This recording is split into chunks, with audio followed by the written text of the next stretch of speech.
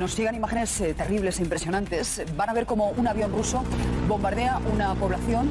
Érase una cadena de televisión que utilizó imágenes de un videojuego para hacer el seguimiento del primer día de una guerra. Su nombre, Antena 3. Pero no fueron simplemente vídeos de fondo para rellenar y contextualizar. Se arrancaron a comentarlas y las pasaron más tarde en el telediario para 2,5 millones de personas. La guerra moderna no es un fenómeno que ocurra únicamente en los campos de batalla. Cada vez más los ciudadanos son de forma involuntaria los protagonistas del conflicto. Según avanza la modernidad, son menos los espacios seguros para la población. En la Primera Guerra Mundial, las víctimas civiles suponían apenas el 10% del total de caídos en combate. Para la Segunda ya eran el 50%. En Vietnam el 70%. Y después de la guerra de Yugoslavia se contabilizó que el 90% de todas las bajas eran gente normal y corriente que les daba igual el conflicto. Y no solo afecta sobre los ciudadanos donde se despliega el combate. Los espectadores del país que están en guerra son tan importantes para ganar como que el rival se rinda.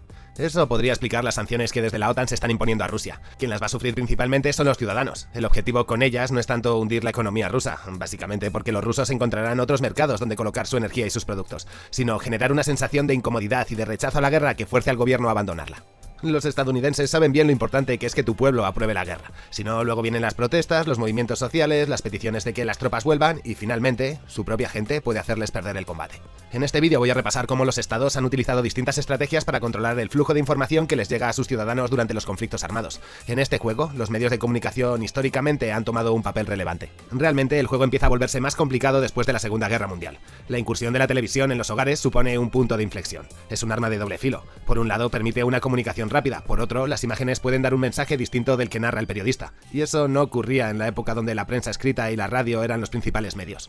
La primera vez que unas cámaras de vídeo entraron con fuerza en una guerra fue en Vietnam. Sí, por supuesto que hubo reporteros de guerra y cámaras en todos los frentes de la Segunda Guerra Mundial, pero el público no recibía la info con inmediatez ni desde su propia casa. Había boletines que se hacían en los cines, pero eso es otra historia. Vietnam lo transformó todo. El ejército de los Estados Unidos sabía que su potencia de fuego era muy superior a la de los vietnamitas, así que quiso usar los medios de comunicación para mandar un mensaje al mundo. Estamos aquí y estamos muy fuertes. El plan entonces fue ofrecer barra libre a los medios de comunicación, a reporteros de guerra y a quien le echase valor para estar en la selva aguantando los silbidos de las balas de AK que proporcionaban los soviéticos. Gracias a ese planteamiento se lograron imágenes espectaculares de combate. La crudeza de los enfrentamientos, las emboscadas, las trampas del Vietcong, los soldados mutilados, la sangre, los bombardeos con napalm, las víctimas, los niños inocentes que acabaron como fuego amigo. Vamos, pura pesadilla. Ahí estaba la guerra en estado puro, sin cortes, sin restricciones y sin límites. El resultado de este buffet libre de pólvora, vísceras y violencia que entraba todas las tardes en el salón de los norteamericanos fue que acabasen sobreinformados siendo testigos de cientos de atrocidades. Eso, poco a poco, fue mermando la aprobación de la guerra en la opinión pública. Lo que logró el ejército yanqui no fue proyectar una imagen al exterior de fuerza, sino generar una creciente preocupación que se tradujo en la creación de un fuerte movimiento antimilitarista liderado por los hippies. Finalmente, la presión del pueblo fue tan grande que se vieron obligados a abandonar el conflicto y a medias, comiéndose una más que humillante derrota que han intentado maquillar a través del cine. Después de ese fracaso aprendieron una valiosa lección. La guerra no es bonita y a la gente no le gusta verla. El siguiente gran conflicto armado al que se enfrentaron fue en la Primera Guerra del Golfo. Si vienes del canal de la Filmo ya conocerás un poco de esta parte porque la menciono al final del vídeo. El tema es que tras el fracaso con la gestión de la información durante Vietnam, decidieron que para la Guerra del Golfo no iba a haber corresponsales, ni periodistas de campo, ni nada de nada. Todas las imágenes que se mostrasen del combate serían compartidas por las Fuerzas Armadas. Eso explicó el blackout informativo durante los 6 meses que duró el conflicto. Todas las noches los ciudadanos estadounidenses y los del resto del mundo conectaban con la guerra para ver cámaras de visión nocturna y lucecitas verdes que brillaban desde el cielo hasta el suelo de Bagdad. La campaña fue muy agresiva y rápida. Se puso a disposición de la invasión todo el poder militar, consiguiendo arrasar prácticamente la fuerza militar de los iraquíes. De hecho, en toda la historia de los Estados Unidos es su guerra con menos bajas, un total de 383. Un rotundo éxito del que no se hicieron cómplices los ciudadanos yanquis, que solo vieron un juego de luces. Todos los millones invertidos en armamento, en despliegue y en maquinaria quedaron invisibilizados. La guerra, cuando se gana, es la mejor propaganda para fortalecer el modelo de Estado moderno. Es como ganar un mundial de fútbol, pero por 100. Los Estados Unidos, pese a haber ganado la guerra, no habían podido disfrutar de la victoria, y eso era culpa de su recelo informativo. De nuevo, como ocurrió con Vietnam, resultó un fracaso. De otra manera, pero su difusión fue fallida. Eso nos lleva hasta el año 2003, el tercer gran despliegue militar que realizaron los Estados Unidos, y que de nuevo se encuentran frente a una situación de incertidumbre. ¿Cómo gestionar la información que llega del frente? No puede ser ni barra libre vietnamita ni el cerrajón de la tormenta del desierto. ¿Cómo encontrar el equilibrio? ¿Cómo no mostrar la brutalidad y los horrores de la guerra, pero a la vez demostrar todo el potencial? ¿Cómo infundir respeto? La respuesta fue crear los empotrados. Esta es una figura curiosa. La solución que propusieron las Fuerzas Armadas fue educar ellos mismos a los reporteros, obligarles a pasar la última etapa de formación que reciben los marines, donde serán adoctrinados y recibirán un poquito de lavado de cabeza militar.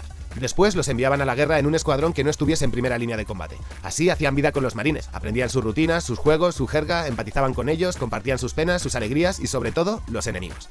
De esta manera se garantizaban un punto de vista positivo. Eso está muy bien porque la info se autofiltraba, pero ¿cómo hacer para que no muestren la crudeza de la muerte, los cuerpos de niños tirados o la destrucción? Pues sencillo. Los empotrados salían en un segundo convoy un rato después de que el convoy principal hubiese limpiado la zona, recogido los cadáveres o lo que hiciese falta. Así se conseguían imágenes de vehículos carbonizados, de cómo van arrasando allá por donde pasan y logrando mostrar la guerra como un éxito y sobre todo como un espectáculo para todos los públicos. Habían encontrado la fórmula ideal. Pero la historia no acaba aquí. Rápidamente la receta caducó. La incursión de las redes sociales transformó el tablero de juego. De repente ya no había periodistas, sino testigos directos que sin filtros y sin intereses políticos estaban difundiendo. Habían perdido el monopolio de la información. Y así llegamos a 2022, momento en el que arranca la guerra de Ucrania. Y vuelven a surgir la pregunta de las otras 3 veces. ¿Cómo hacer frente a la imagen de la guerra? ¿A la gente que tuitea sin filtros? Pues a través de saturar esos medios sociales, de lanzar desinformación, fake news y poniendo a los bots a trabajar. Cualquiera que se haya sentido un poco interesado por lo que está ocurriendo en Ucrania habrá tenido la sensación incómoda de que todas las noticias hay que contrastarlas o si no vas a tragar demasiada manipulación. Por otro lado, los medios de comunicación han perdido su finalidad social. Ya no investigan, ya no buscan el escándalo. Bueno, es que ya no sé ni de dónde sacan las noticias. Televisión Española emitió el otro día un reportaje sobre los buenos valores que reciben los niños ucranianos mientras mostraba una pared donde aparece la bandera de Sector Derecho, un grupo paramilitar de pensamiento extremista de derechas y que exalta como héroes a genocidas de la Segunda Guerra Mundial. En el reportaje aparece un letrero que dice ¿Cómo explicar la guerra a los niños? Bueno, pues os lo podéis imaginar. Los medios de comunicación están en crisis. Los periodistas únicamente se limitan a hacer llegar la voz de los mandatarios, renunciando a la sospecha. Si me lo ha dicho el redactor jefe, me vale. Solo pensando así podemos entender lo que le ocurrió a Antena 3 Televisión, poniendo imágenes de un videojuego. El problema de la prensa es que no son periodistas, sino voceros. Es lógico que a los voceros se la cuelen si las fuentes que tomaron con los ojos vendados provienen de organizaciones con intereses. Mirad, este vídeo también sacado de un videojuego lo publicó en su cuenta de Twitter el Ministerio de Defensa de Ucrania. El Ministerio. Aquí os dejo la fuente original de donde salió. Pero Antena 3 y el resto de medios no solo tienen un problema por beber de las fuentes oficiales y considerarlas palabra de Dios, sino que también son víctimas de las fake news de la gente que intenta llamar la atención publicando lo que sea para cosecharse unos cientos de me gustas. Y esto os lo explico con otro ejemplo. Una cuenta random de internet publicó este vídeo con la explosión de Tianjin, en China, que ocurrió en 2015. La imagen impacta porque ocurrió en un almacén de contenedores donde se encontraban productos inflamables. Pues bien, fueron las primeras imágenes de la guerra que utilizó este canal para presentar el conflicto en el telediario, en el día 1. Poco antes de las 4 de la mañana empezaba ese bombardeo de misiles sobre Ucrania. Algo que resulta vergonzoso para su hemeroteca, sobre todo cuando la vayan a consultar los historiadores del futuro. Pero esto no es exclusivo de España. Prácticamente cada Estado miembro de la OTAN ha mostrado que sus medios de comunicación son puras maquinarias de propaganda al nivel de la antigua URSS o del Tercer Reich. Por seguir con el mundo del videojuego, la televisión italiana es más de lo mismo. Difundieron imágenes de un render de alguien que había hecho en su casa con Blender y que se publicó un mes antes de empezar los enfrentamientos. Y me surge una pregunta. ¿Son tan boomers que no reconocen algo hecho en un Real Engine? ¿O es que directamente se creen que somos estúpidos o que va enfocado a un público 100% boomer? Los niveles de desinformación son tan grandes que hasta se inventan bulos que jamás existieron. Mirad, esta es una publicación que andaba estos días corriendo por la web. Descubrían que CNN había enterrado 2 veces al mismo periodista en distintos conflictos separados por años de diferencia.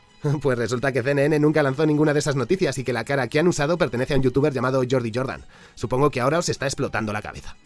Sospecho que esto tiene que venir de Rusia para dañar la imagen del noticiario. Lo que no saben es que no es necesario, porque la propia prensa occidental no para de autozancadillarse. Y si no, podemos ojear qué ocurre con el periódico El Mundo, tal vez el diario de pago que tiene la tirada nacional de España más grande. En sus redes sociales y en su página web publicó una aparente manifestación masiva pro-ucraniana en el Donetsk con el conflicto ya iniciado. Las imágenes andan en YouTube y son del 4 de marzo de 2014 y ocurrieron al calor del Maidán, en un contexto distinto y antes de iniciarse la guerra civil en esa zona. Y yo os lo digo, en 10 minutos he sido capaz de corroborarlo. ¿Qué les costaba a ellos? Otro detalle que he notado en este nuevo escenario de la información son las líneas editoriales. El otro día se estaba difundiendo a nivel internacional un discurso bastante peligroso y racista que no deja en nada de buen lugar a los europeos. O al menos, si los medios y los estados creen que esto es un argumento de peso, pues mal vamos, ojead. Como un pequeño rebaño, pero no de niño que estamos acostumbrados a ver sufrir en televisión, sino rubio con los ojos azules, eso es muy importante. Lo que acabamos de ver creo que es un diseño pendiente de propaganda que se le quedó a Goebbels en el tintero y que han dicho, oye, si esto era para la guerra en Europa, es posible que siga valiendo, porque es que si no, no me explico a cuento de qué vienen con estos discursitos. Lo que acabamos de ver son solo algunos ejemplos, es decir, es la punta del iceberg, pero todos los días recibimos un porcentaje elevadísimo de fake news. Sin duda, el objetivo de todo esto es que nos posicionemos y que lo hagamos estando mal informados. Además ocurre algo curioso. Si cuando queremos autogestionarnos la info tenemos que desgastarnos en el camino, muchos se cansarán y volverán a las fuentes tradicionales. Sí, a la que difunde lo de los ojos azules. Y entonces su estrategia de guerra para medios de comunicación habrá triunfado, como con los empotrados. En los tiempos que corren, el tratamiento que dan los medios de comunicación es casi tan importante como el propio conflicto. La fuerza de la opinión pública no solo legitima o no la operación, sino que puede convertirse en un arma de doble filo, ya que puede sacar a la potencia de turno del campo de batalla. Por eso hay que estar pendientes, contrastar, no dejar que nos muevan las pasiones y tener la sangre fría, porque en el fondo, aunque no lo creamos, también estamos en combate. Cuidaros, contrastad la info y si os apetece difundir el vídeo, adelante. Creo que sirve para tener una visión periférica de todo lo que está pasando. Y colorín colorado, este cuento se ha acabado.